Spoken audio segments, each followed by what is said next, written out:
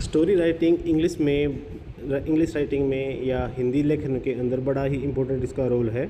Story writing के द्वारा ही आजकल जैसे कंटेंट राइटिंग है, जो अपना जो भी अपनी मूवीज़ बनती है उसके अंदर जो स्क्रिप्ट राइटिंग है वो यहीं से बनती है।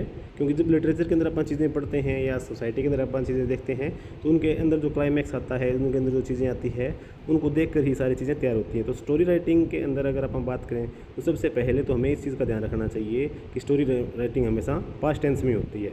प्रेजेंट टेंस होता है ना, उसको पास्ट टेंस में बदला जाता है और उसके ना स्टोरी ऑर्डर है ना आउटलाइन के अनुसार ही बनेगा। उसके बाद स्टोरी का जो टाइटल है ना वो सबसे ऊपर आता है। स्टोरी का जो मोरल है ना वो बिल्कुल लास्ट में आता है। जैसे अगर अपन थर्स्टी करो की अगर अपन बात करें तो थर्स्टी करो का जो मोरल है वो बिल्कुल लास्ट में आया था। अब स्टोरी राइटिंग के लिए फिक्स सेंटेंस देखिए, once upon a time there was a crow, ठीक है, once upon a time there was a lion, इस तरह से करके जो ये ना स्टोरी ओपन होती है। आगे है it was very sad, happy, clever, ठीक है, ये देखिए it thought of A plan, it did not lose hurt, it went out in search of food water, one day it was very thirsty Hungary. ये कुछ fix sentence है बच्चों, ठीक है। इसके अलावा आपको ध्यान देना है कि उसकी जो बिगिनिंग है, मिडल है और जो एंड है वो किस तरह का होना चाहिए। एक क्लाइमैक्स होना चाहिए, जो एपिसोड है ना, जो एक इवेंट्स की एक सीरीज चलनी चाहिए। उसका मतलब ये नहीं कि एक बार कहानी यहाँ चल रही है, दूसरी साइड कहानी वहाँ चल रही है।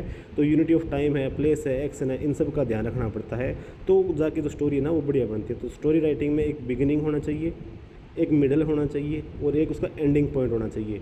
जो उसके अंदर एक क्लाइमैक्स भी हो, उसमें एक प्रॉब्लम भी आए, उसमें एक सॉल्यूशन भी आए, उसमें इंटरेस्टिंग भी हो और जो करेक्टर है वो उस स्टोरी के अकॉर्डिंग हो, तब जाके जो स्टोरी राइटिंग है वो बढ़िया बनती है। ठीक है बच्चों, तो ये कुछ अपने फिक्स लाइन हैं, इनको आप लोग ध्यान में रखना।